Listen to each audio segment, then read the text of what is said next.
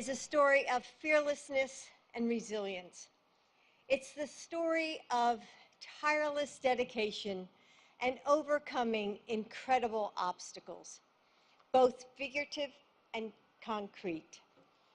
Who could forget the image of then 8-year-old Jennifer Keelan Chaffins leaving her wheelchair behind to crawl up the congressional steps along with dozens of other disability rights activists, showing the world what it was like to be denied access to the people's capital. Because of the work of thousands of courageous people like Jennifer, who refused to be silent about the indignities that they faced, who built coalitions and unified advocates, unions, and civil rights leaders, who held on to the hope of a better way, the Americans with Disabilities Act was signed into law 32 years ago.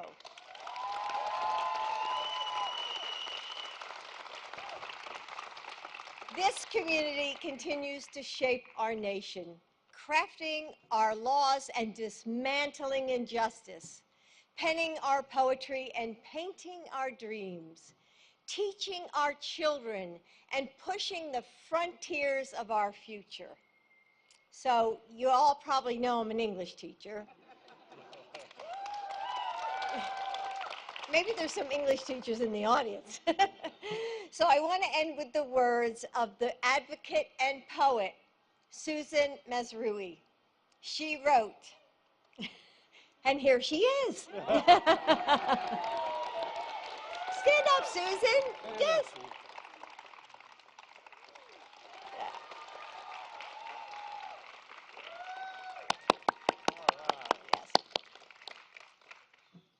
All right, these are your words.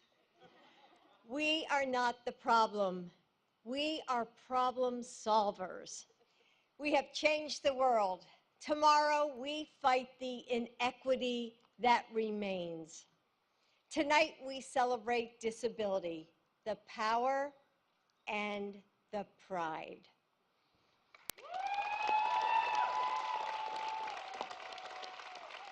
Pretty good.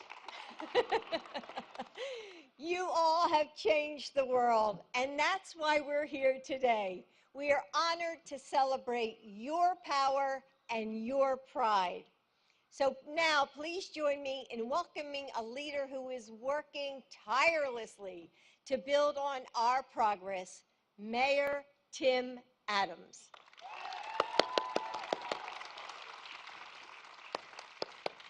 Need some help?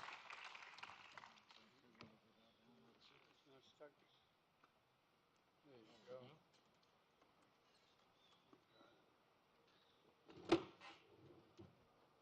Thank you, Mr. President.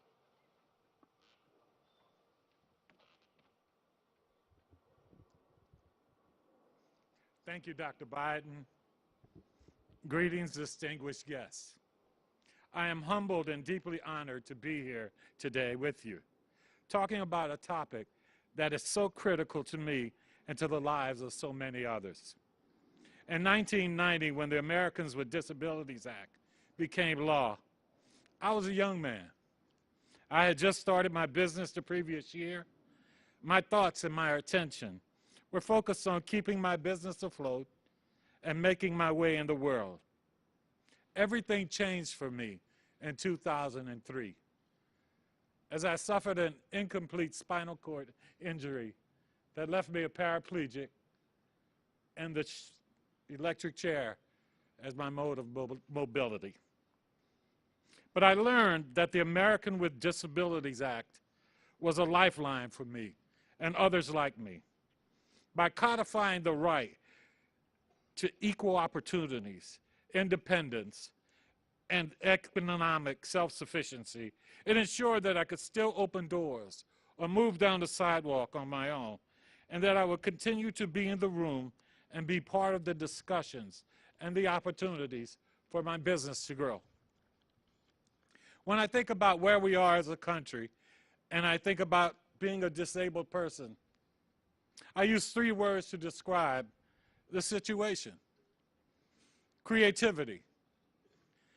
My disability means that sometimes I can't do things in the same way as others do. I have to adapt and to be creative in accomplishing tasks that others take for granted. The ADA has allowed us to imagine a world where adaptations are possible for all. Ingenuity. This goes hand in hand with creativity. Technological advances have given me mobility and independence. This state-of-the-art modernized wheelchair and the electric ramp that lowers it out of my van weren't always an option for people like us. The ADA fostered invention and transformed existing technologies into solutions for those who couldn't see or hear or were limited in their mobility. And productivity. Oh, I was able to grow my small business into a national business that it is today because I could work. You see, I could travel, build relationships, get funding, meet people where they were, because there were true mobility solutions for me. And yes, I have to say I was able to move forward with the dream of becoming the mayor of the city of Bowie, one of the largest and most diverse cities in the state of Maryland. Today I'm delighted to be here celebrating the many, many life-changing successes of the 1990 Americans with Disabilities Act. After 33 years, it is as relevant and essential as it ever was. But the journey to equal access continues. There will be elevators that don't work or are too small for a large motorized wheelchair, or handicapped parking spaces that won't be painted properly so that a wheelchair can be lowered. But you know what? I am extremely grateful for the strong leadership of the Biden-Harris administration, and I am deeply touched by the personal commitment that President Joe Biden has demonstrated to this cause throughout his career.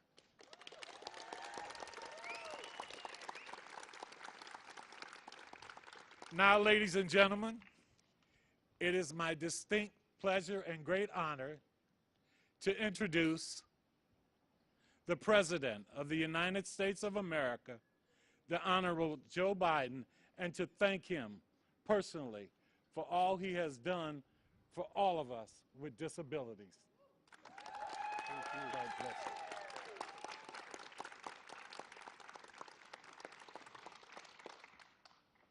Mayor Adams, you're an inspiration. So many people here are. Amy and others, I look out, and they're simply an inspiration to people not only with disabilities, but people who don't have disabilities, find themselves feeling sorry for themselves and realize, wait a minute, wait, what am I complaining about? You know, and I enjoy Jill welcoming all of you. I echo her welcome. And every time she stands up and speaks, I think about this is a woman who didn't want to be involved in public life and speaking. I wonder what in the hell I'm voting for her. I'm not running. Tammy, it's great to see you, kiddo. You're not only a great senator, but you're really genuinely a hero. You're a war hero. And Steny Hoyer, probably one of the most effective legislators in the last 40 years in the United States Congress, and a good friend. And Jim, you're a pioneer in the House, 22 years. 22 years. And if you wonder why there's so many Secret Service around, they're here to prevent you from retiring. Don't go. I don't want you to go. You're the best, pal. You're the best. You really are. And I see a couple others out there. Who's that guy sitting next to you? He's new to the body. He knows about New York and bridges and all kinds of other things, but has also been an incredible supporter of the Disabilities Act. We go back and remember guys like Bob Dole and others, don't we, pal? Who did so much. Look, I want to thank all the courageous advocates that are here, and there are a lot of advocates here, who've worked so hard to make our country more accessible and more just. Jill and I just wanted to host this celebration for two reasons. First, to celebrate Americans with Disabilities Act that our dear friend Tom Harkin of Iowa helped write and passed 32 years ago. And I was honored to be a co-sponsor. I take no credit for putting together. Tom did all the heavy lifting, but I knew then how important it was.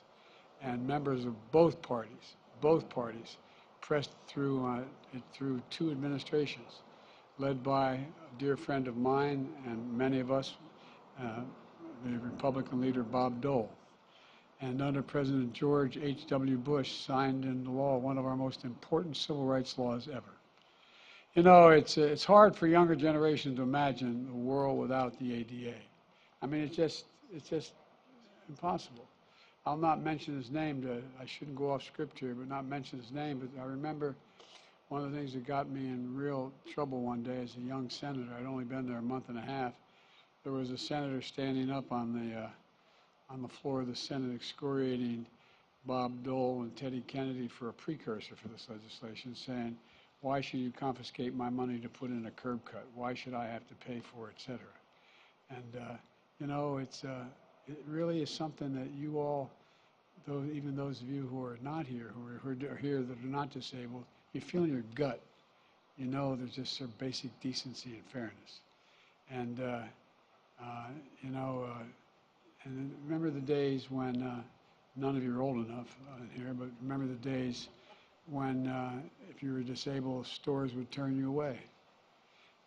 Employees could refuse to hire you. Employers could refuse to hire you. If you used a wheelchair, there was no required accommodation to take a bus, as mentioned already, or a train, or to school or to work. America simply wasn't built for all Americans, but we changed that. And now, for 1 in 4 Americans living with disability in America, we changed the law. You know, it's the key to equality, opportunity, and independence. Tammy and Jim have both said they wouldn't be where they were today without the ADA. They've made speeches about that. It matters. For our country, the ADA is a testament to the character of our people, to the country. It's proof we can work together and keep moving closer to realizing the promise of America for all Americans, for all Americans. And it's proof of the power of our example, an American law that is a global model inspiring 180 other nations to pass similar disabilities laws. And folks, the ADA advocate Jim Dart, who was often recognized as the godfather who wrote the ADA in 1990, the ADA, he said, wrote in 1990 about the ADA, he said, "The ADA is only the beginning. It's not a solution. It's an essential foundation on which solutions will be constructed." From day one, my administration has been building on the ADA foundation. My Labor Department is protecting the rights of workers with disabilities and fighting to end unjust sub-minimum wages.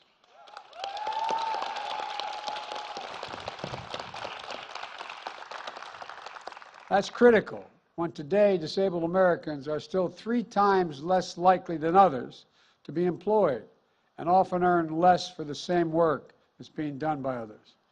We're also creating a new job by helping state and local governments, employers, and nonprofits tap federal funds to hire more disabled Americans. Our infrastructure law makes the biggest investment ever in accessible transit, updating subways, trains, and airports. It expands access to high-speed internet, a lifeline for people with disabilities to work, to study, to stay connected. And I know COVID-19 is hitting the disabilities community especially hard. The pain, the isolation, the separation, the toll on the mental and physical health of all people, of the community, the loss of life. And on this day, we remember those lives lost. And we thank everyone who is still, we think of them all, those who are still hurting, those who are still struggling, including those living with long COVID. That's why throughout the pandemic, we focused on increasing access to health care to get us through this darkest of times. The American Rescue Plan provided $25 billion to states to expand home and community-based services. under Medicaid. So more people can live, who have disabilities, can live independently at their home. We've delivered vaccines, masks, tests, therapeutics directly to people in their neighborhoods. We've mobilized whole of government effort to advance our understanding of long COVID and accelerate progress in prevention, diagnosis, and treatment. And I continue to call on Congress to provide the resources we need to deal with COVID across the board. We followed up with the Inflation Reduction Act, one of the most significant laws in our history, one that will lower the cost of prescription drugs, health care, energy, and to make sure the biggest corporations begin to pay their fair share in taxes. There's more we're doing. There's more we're doing to advance disability rights across the board, from increasing access to the ballot box to promoting equity and inclusion around the world. All this is important progress. But the second reason we wanted to host this reception is to acknowledge a movement that's not just about disability rights, but also about disability pride.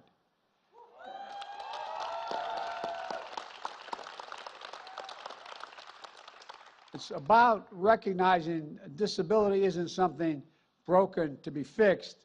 For millions of Americans, their disability is a source of identity and power. Disability pride is about every American's equal right to be recognized for who they are. It's about celebrating the progress we've made and the future ahead. And one of the reasons I'm so optimistic about our future is because of our young people. They're the most gifted, best educated, talented, and accepting generation in our history. And joining us today is one of the generation's brightest lights.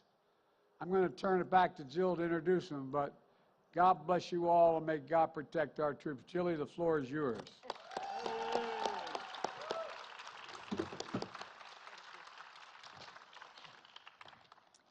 Born blind, Jose Andre Montano learned to play piano at just 4 years old. Today, at 17, he's played festivals and concert halls across the world, including at the Kennedy Center, where I heard him earlier this year.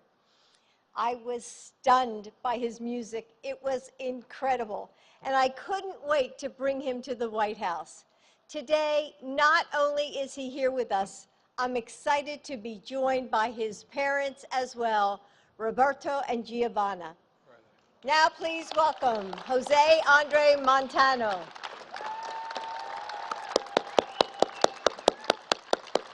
We'll go down on this. We'll go down here and listen. We'll go down.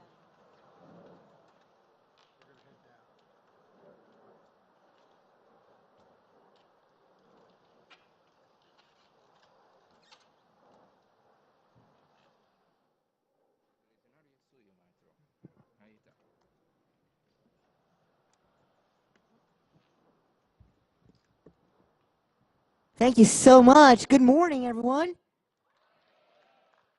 Let's try again. Let's try again. Good morning, everyone. Hey, I like to hear that. It's my total pleasure and honor to be here in the White House with authorities and my community, my friends, celebrating the 32nd anniversary of the American Disabilities Act.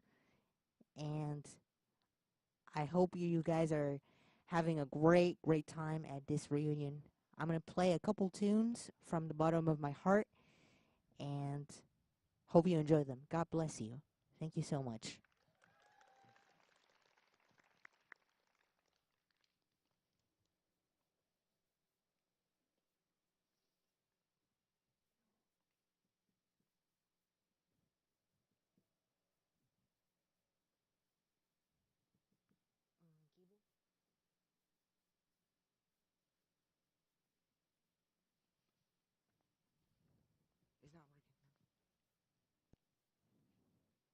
working.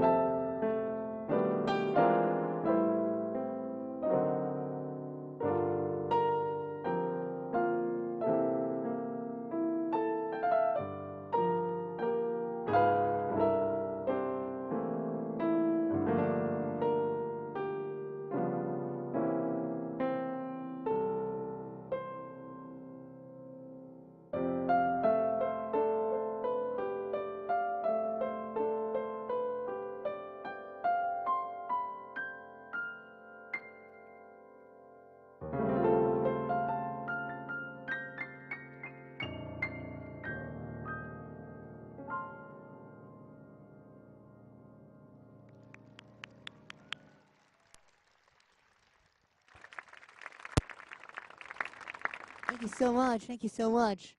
I hope you enjoyed that tune. Do y'all enjoy that? That sounds great. That sounds great. Well, I'm gonna play one more song, but I wanted to give a little message to you, um, because as you know, like I said, we're in the 32nd anniversary of the ADA Act, and I am so honored to play for you here. But I wanted also to let you know that you have to love your differences, and life is more wonderful if you love your differences and you love who you are. Because if you see it closely, it wouldn't make sense. Life wouldn't make sense. So it's always good to see it with a great smile every day. Be responsible with your work, your study, and your environment. And let's take care of the nature, because that's where we live, and that's where we are truly prosperous. Let's make the world a better place. Thank you so much. I'll play one more song, and God bless you. Thanks.